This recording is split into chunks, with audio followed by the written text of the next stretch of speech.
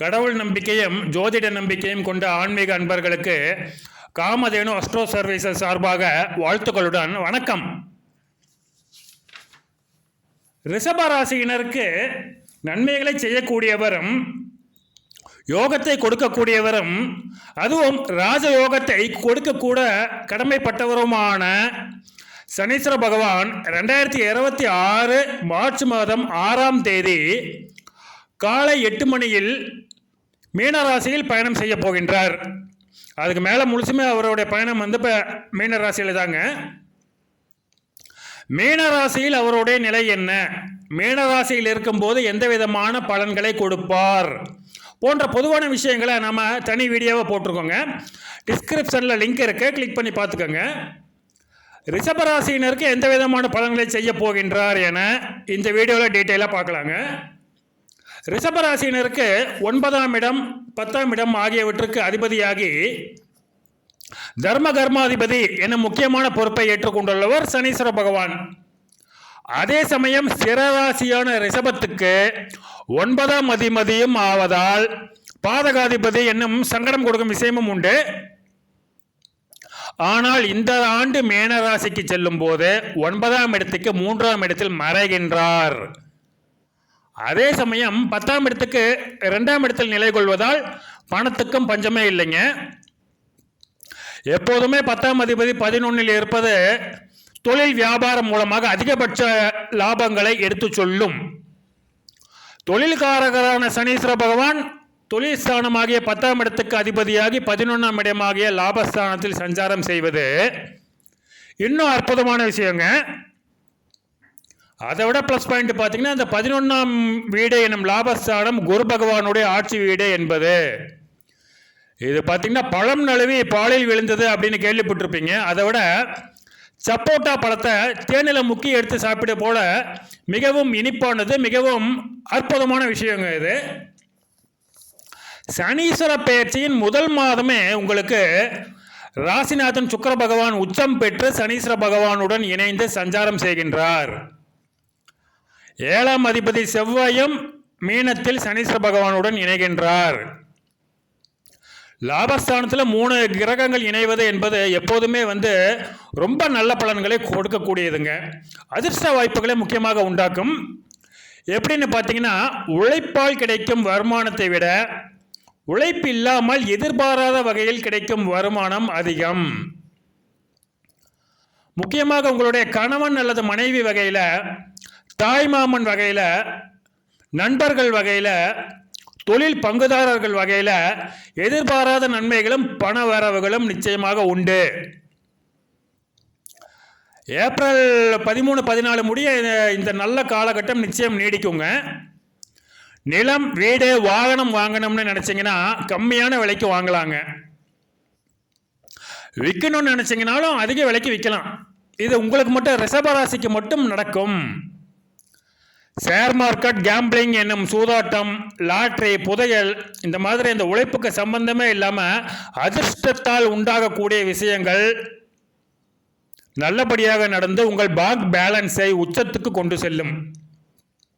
சுக்கிர உச்சமாகும் போது உங்களுடைய bank balance உச்சமாயிடுங்க. அதற்கு பின், அதாவது 2026 ஏப்ரல் மாதத்திற்கு பின் உழைப்புக்கேற்ற வருமானம் உங்களுக்கு வந்துக்கிட்டே இருக்கும். லாட்ரி, சூதாட்டம் இதெல்லாம் அப்போ வேலைக்கு ஆகாது. சனீஸ்வர பெயர்ச்சியின் முதலாம் ஆண்டு, அதாவது 2027 ஜூன் மாதம் முடியவே உங்களுக்கு அற்புதமாக இருக்குங்க. எப்படின்னு தெரிஞ்சுக்கணுமா நீங்கள்? 2026ஆம் ஆண்டுக்கான ரிஷபராசி பலன்கள் வீடியோவில் அதை பற்றி நம்ம தெளிவாக விளக்கமாக சொல்லியிருக்கோங்க. டிஸ்கிரிப்ஷனில் லிங்க் இருக்குங்க, அதையும் கிளிக் பண்ணி பார்த்துக்கோங்க. 2026ஆம் ஆண்டு பலன் அது. மீனராசியில் சஞ்சரிக்கும் சனீஸ்வர பகவான் இந்த காலகட்டத்தில் மூத்த சகோதர சகோதரிகள் வாயிலாக உங்களுக்கு பல நன்மைகளை செய்வார். மூத்த சகோதர சகோதரிகள் உங்களுக்கு ஆதரவாக இருப்பார்கள், பக்கபலமாக இருப்பார்கள். எத்தனை மாத காலமோ இல்லை எத்தனை ஆண்டு காலமோ பேச்சுவார்த்தை எதுவுமே இல்லாமல் மனஸ்தாபம், மன வருத்தம் கொண்டிருந்தாலும் மூத்த சகோதரர்கள் சகோதரிகளுடன் நீங்கள் ஒன்றிணைவீர்கள். முக்கியமாக அக்கா உங்களுக்கு எல்லா விதத்திலும் உதவி செய்வார், கண்டிப்பாக செய்வாங்க. சனீஸ்வர பகவான் எப்போதுமே 3ஆம் பார்வை, 7ஆம் பார்வை, 10ஆம் பார்வை கொண்டவர். உங்களுடைய ராசியை கண்டிப்பாக பார்ப்பாருங்க. குழந்தைகள் ஸ்தானமாக 5ஆம் இடத்தை பார்ப்பார். 8ஆம் இடமாக ஆயுள் ஸ்தானத்தையும் பார்ப்பார். இதனால் நன்மைகள் உண்டோ இல்லையோ உங்களுக்கு நிச்சயமாக கெடுதல் எதுவுமே கிடையாதுங்க. ஏன்னா சனீஸ்வர பகவானுடைய பார்வை கெடுக்கும் அப்படின்னு சில அடிப்படை விதிகள் உண்டு. ரிஷப ராசிக்கு அது கிடையாது. கெடுதல் எந்த வகையிலன்னு பார்த்தீங்கன்னா, உங்களுக்கு தந்தை வகையில், தந்தை வழி உறவினர்கள் வகையில், முக்கியமாக சித்தப்பா பிரச்சனைகள் உண்டாகுங்க. தந்தையின் உடல் நலம் பாதிக்கப்படும். பண வரவுக்கு பஞ்சமே இல்லைன்னு சொன்னேன் இல்லையா? அது நம்ம எப்படின்னு பார்க்கும்போது, இரும்பு, வெள்ளி, தங்கம், கவரிங்கையும் இந்த வகையில் சேர்த்துக்கலாங்க. தங்கம் மூலம் பூசப்பட்ட நகைகள் அதையும் சேர்த்துக்கலாம். பித்தளை, எள், கொண்டை கடலை, நிலக்கடலை, பொட்டுக்கடலை, அரிசி, நல்லெண்ணெய், கடலை எண்ணெய், தேங்காய் எண்ணெய், பால் சம்பந்தப்பட்ட பொருட்களான மோர், தயிர், வெண்ணெய், நெய் மற்றும் கரும்பு, வெல்லம், சர்க்கரை, வாழை போன்றவை சம்பந்தப்பட்ட வியாபாரம் செய்பவர்கள் உழைப்புக்கு மிஞ்சிய லாபத்தை அடைவார்களுங்க. ஏன்னா மேலே உள்ள பொருட்களை அடிப்படையாக கொண்டு செயல்படும் டீ கடை, ஹோட்டல் கடை, பலகார கடை இதெல்லாம் பயங்கரமாக லாபம் அளிக்கும். ஏன்னா அவங்கெல்லாம் ஒரு 24 மணி நேரமாக வேலை செஞ்சுக்கிட்டே இருப்பாங்க. உழைப்பாளிகளுக்கு சனீஸ்வர பகவான் எப்போதுமே நன்மைகளை செய்வார். அவங்கள சனீஸ்வர பகவானுக்கு ரொம்ப பிடிக்குங்க. அதனால் இந்த ஓயாமல் வேலை செஞ்சுக்கிட்டே இருக்காங்க இல்லைங்களா, அவங்களுக்கெல்லாம் இப்போ நல்ல லாபம் கொடுக்கும் காலகட்டமாக இந்த சனீஸ்வர பெயர்ச்சி அமைகின்றது. அதே மாதிரி பார்த்திங்கன்னா, இந்த வண்டி ஓட்டுற டிரைவருங்க, இந்த கண்டக்டருங்க, கிளீனரு, இந்த மாதிரி ஆட்களுக்கும் சில ஒரு நல்ல விஷயங்கள் கண்டிப்பாக நடக்கும். பணவரவு அதிகமாகும். விவசாயம், கால்நடை வளர்ப்பு உங்களுக்கு வருமானத்தை அள்ளி கொடுக்கும். சட்டம், நிதி, நீதி, கோவில், ஆன்மீகம் இவை சம்பந்தப்பட்ட துறைகளில் பணிபுரிவோர் முன்னேற்றம் காண்பார்கள். ஆனால் ரியல் எஸ்டேட், சாஃப்ட்வேர், ஹார்ட்வேர் போன்ற துறைகள் பின்னடைவை ஏற்படுத்தும். அதில் உங்களுக்கு கண்டிப்பாக நஷ்டமாயிடுங்க. ஷேர் மார்க்கெட் கை கொடுக்காது.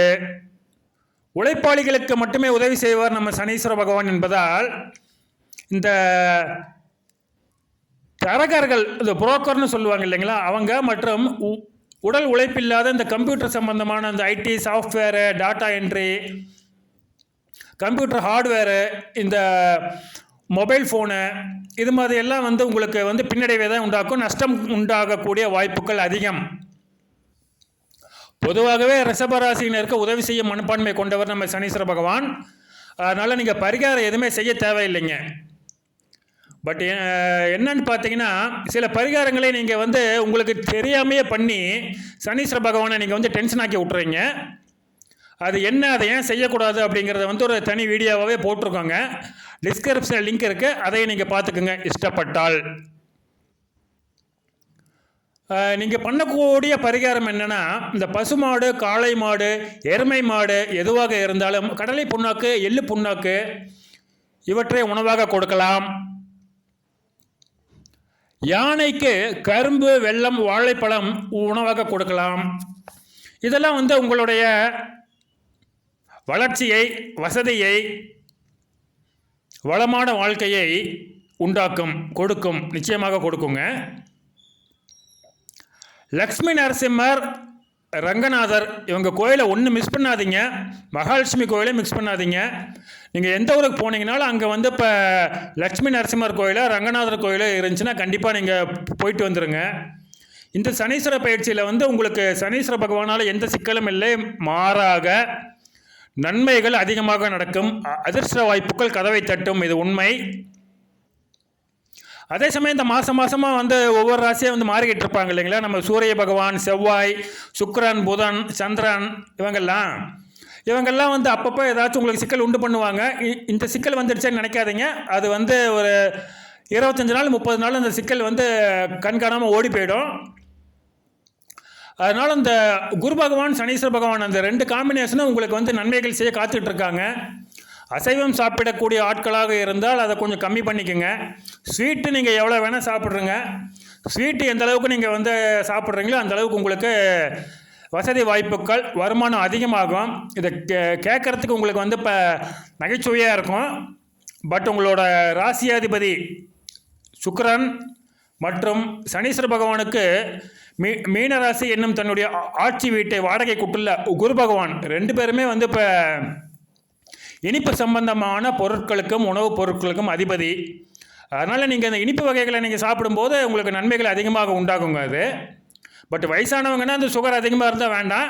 ஒரு 40-45 வயசுக்குள்ளே இருக்கவங்க நீங்கள் தாராளமாக சாப்பிடலாம். நீங்கள் அதை நீங்கள் பொதுமக்களுக்கும் நீங்கள் அன்பளிப்பாகவோ கொடுக்கலாம். நீங்கள் மற்றபடி ஏற்கனவே சொன்ன மாதிரி இந்த சனீஸ்வர பெயர்ச்சியால் ரிஷபராசியினருக்கு எந்த விதமான கெடுபலன்களும் 1% கூட இல்லைங்க. நன்றி.